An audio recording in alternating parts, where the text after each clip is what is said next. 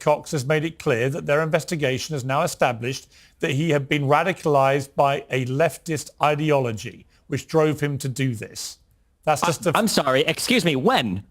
Yesterday, he said that. No. When was he radicalized? In the 6 months that he did remote college? I don't know when he was radicalized, but I do know the very reasonable sounding governor of Utah has made it clear that the you may not want to hear this. Ongoing investigation. You may not want to hear it, Destiny. Of course he doesn't want to hear it, but I got the receipts. You told the Wall Street Journal that it is, quote, very clear to us and to the investigators that this was a person who was deeply indoctrinated with leftist ideology. Can you elaborate on that and be more specific? Well, sure. So that information comes from the people around him, from his family members and friends. That's how we got that information. Do you really think a governor is just going to say that?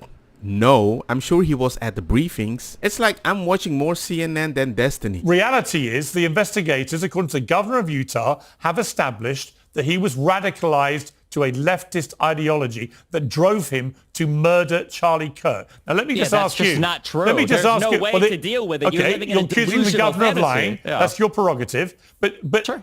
If it turns out to have been somebody with a leftist ideology who wanted to shut up Charlie Kirk, would you condemn that? I won't condemn anything until the president of the United States can go on air and say, all of us need to calm down. So you won't condemn the murder of Charlie Kirk until Donald Trump says something. I'm a YouTuber. Leftists and Democrats have been condemning and turning down the temperature, condemning violence, turning down the temperature for a decade. Donald Trump... Are you sure about that? Let me show you what you mean by toning it down when they were fighting violence over and over. No one has ever been more dangerous to this country than Donald Trump, and he is a fascist to his core. Hey, let me shut down the Senate! We are at war! We're in a war right now. We are at war. So you have to be willing to do whatever is necessary in order to save the country. And that's why the gloves are off. Donald Trump and the MAGA Republicans represent an extremism that threatens the very foundations of our republic. And yes, there are many threats to democracy. We see it with these extreme candidates. I just don't even know why there aren't uprisings all over the country, and maybe there will be. You can only push people so far. And then they start to take matters into their own hands. What the American public want is for us to bring actual weapons to this bar fight. This is an actual fight. You know, this is literally call to arms. The MAGA movement is a threat. Michelle says that, you know, when they go low, we go high. No. With all due respect, if they go low, we don't go high. When they go low, we kick them. We take them to the mud and choke them out. And make sure that they stay down. And you know what? Pick them when they're down because they deserve it. Get up in the face of some Congress people. We are going to be in your face. We are going to be on your... We have to fight this in the streets. We're going to fight it in the streets. It's time to step out of your comfort zone and step out into the streets. To our Republican colleagues, if you do not see the light, we will bring the fire. Resist! You and your little friend off of Twitter. Y'all about to find out. And if you see anybody from that cabinet in a restaurant, in a department store, at a gasoline station, you get out and you create a crowd. And you push back on them. And you tell them they're not welcome anymore, anywhere. He's not going to have a third term. He may not finish this term. Yes, the last few days you woke up thinking there might be news. Just saying. There will be news sometime, just so you know. Can you imagine a Republican saying that? No, because I can't find it. I can't find it. Can't go on TV and say all of us need to calm down. Right. Can you tell me why he cannot? Why tell would you his expect side anybody, to calm down? Destiny? You can't answer that. Can you answer that question? Why can't Trump go on TV and say question? all of us should be less violent? Why do you can't think Trump say that? Why do you think your behavior contingent on Donald Trump? Insane right now. Why do you think? No, let me ask a question. On Donald Trump? Let me ask a question. Because he's the president of the United States of America and the leader of the Destiny. Let me You have a huge audience of young men who listen to every everything you have to say. So when it doesn't matter. You have a huge audience. And because of the fact that you have a huge audience, you have a responsibility to not turn. No, it hasn't. It hasn't been broken. I actually care about the country and want to bring people together. You do the opposite.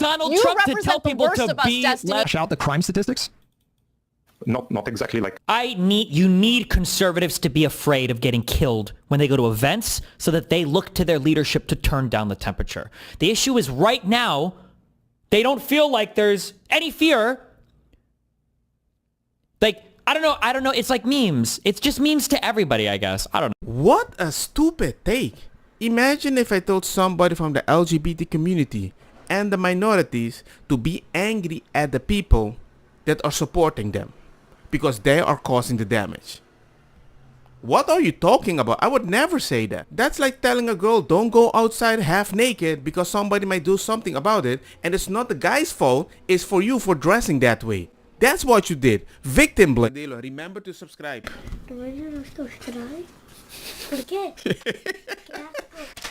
No, I don't care. I'm playing video games. Okay, I'm done today. I don't give a fuck. God, it's gonna be so fucking gay if I get killed in the next fucking 2 months of shit I'm doing.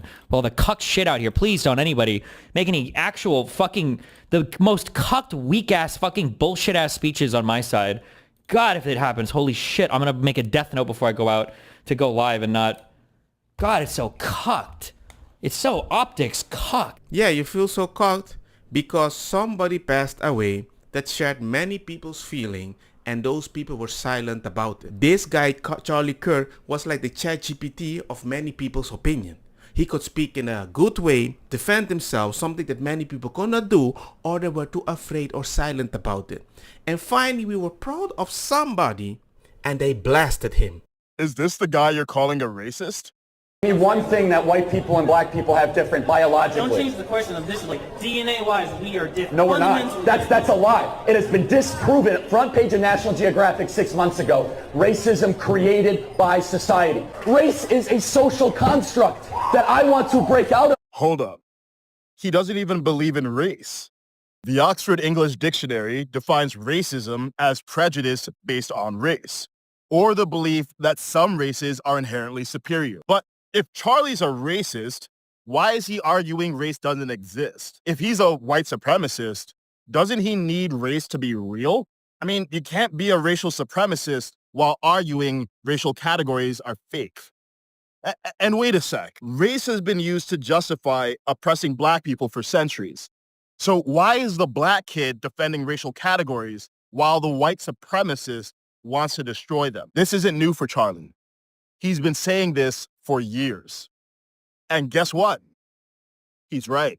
Here's the history of race. People always noticed skin color, but it mattered about as much as hair color. Slavery existed everywhere, and it was practiced by every skin color long before race was invented. Then, European colonizers needed justification for enslaving Africans.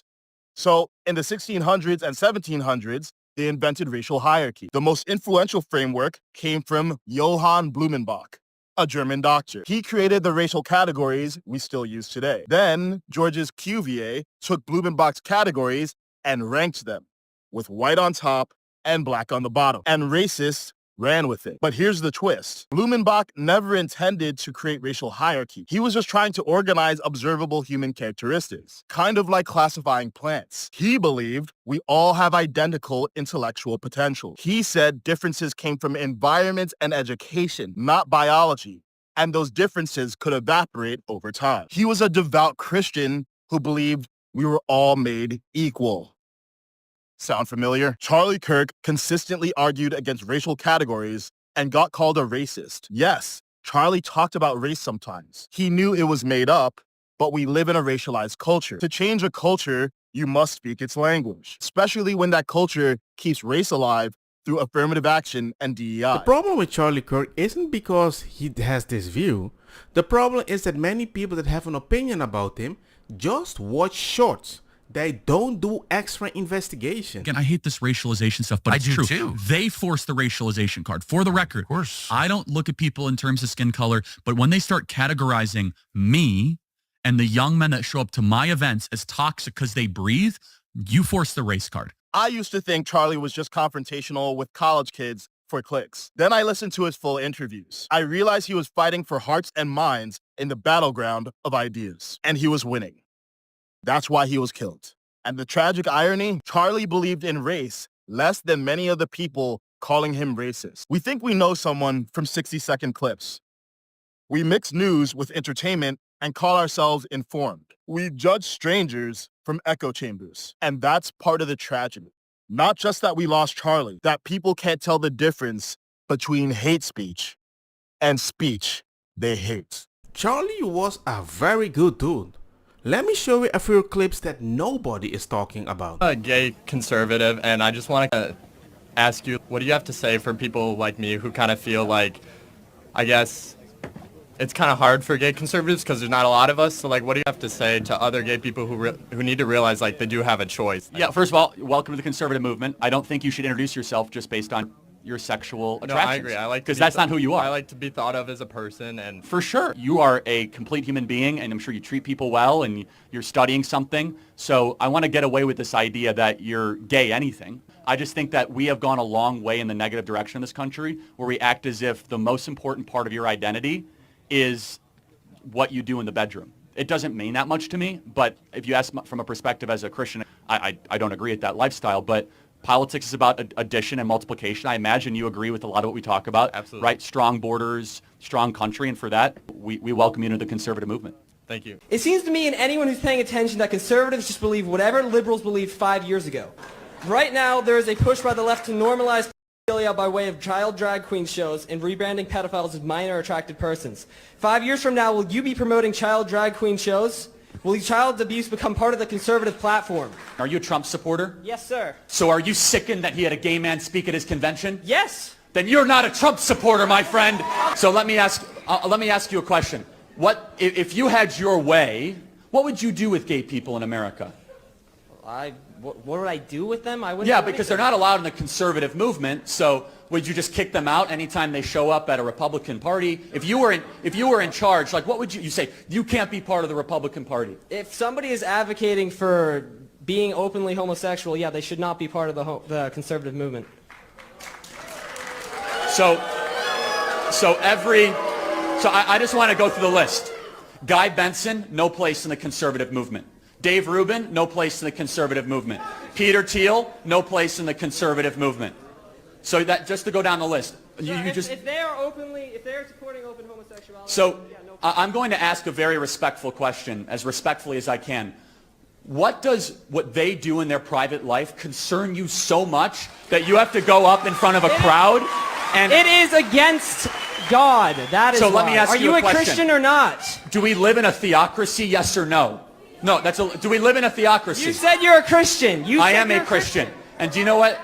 And guess what? I will say this. Part of being a Christian is appropriately interpreting what the theological says for the individual, but also means to be long-suffering and patient and loving and kind. Jesus Christ talked to all people. Jesus Christ went and did his ministry through Judea and Samaria, and he had dinner with tax collectors, and he had dinner with prostitutes, and he did his ministry in every part of the Mediterranean. What it means to be a Christian, my friend, is to be open-minded but firm in your beliefs, so you can have that belief.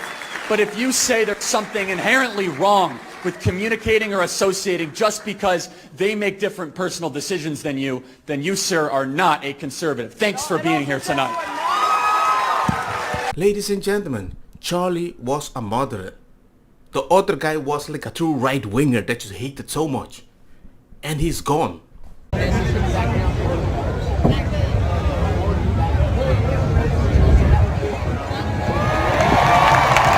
As you can see, ladies and gentlemen, this is a vigil for Charlie Kirk. Nobody is destroying nothing. No business has to close. It's just protest and it's peaceful. Black Americans are poorer today in 2024 than they were in the 1950s. Yes. Why do you think that is? Good question. So we have the Civil Rights Act. We have more benefits, more government programs. Something changed between the 1950s and 2024. So there's two answers to this question. Either America got more racist since 1950s to 2024. So like that 70-year period, because Black Americans are worse off today per capita than I would they agree were. with that. You agree with that? Okay, good. Yeah.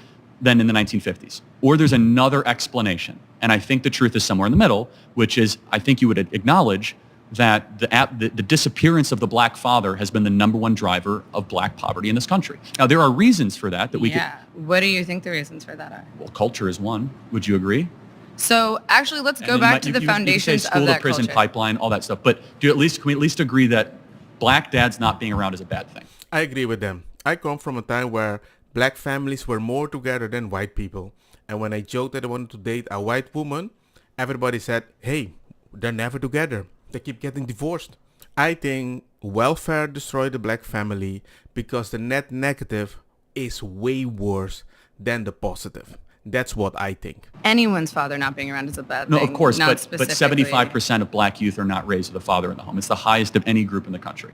Whether you like what he has to say or not, you don't get to just misquote him. And I understand because when I was on the left, I thought that I could trust my party. So I could just trust the headline or trust the 10-second clip because they wouldn't just character assassinate or physically assassinate anybody that disagrees with them politically, right?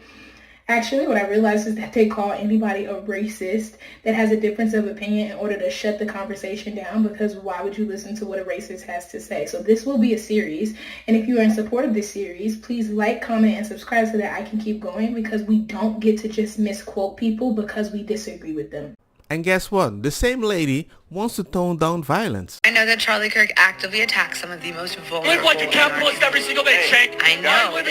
And what you saw right there, it sounds like Charlie Kirk is calling somebody chink, like a Chinese person. Know what you were trying to infer with that clip? Because it seems like you're trying to infer that Charlie said a racial slur. Like, I don't understand why else you would have used that clip with what you were saying. Because you said that Charlie attacked the most vulnerable among you. And I know you're not talking about Cenk Uygur being the most vulnerable among you. Like, this is a man worth tens of millions of dollars that runs a media empire. So you're not going to get away with trying to act like you were defending Cenk Uygur, because that's what he said. He didn't say a racial slur. He said the dude's name. But it seemed like you were trying to infer that he was using a racial slur. And the weird thing is, this is supposed to be a video where you're talking about calming people down and lowering the rhetoric. Yet you took a video of Charlie Kirk talking to Cenk Uygur and tried to pretend he was yelling a racial slur against Asian people. Yeah, that's fucked up. Like, look, I know he absolutely dog-walked you in his debates, but how dare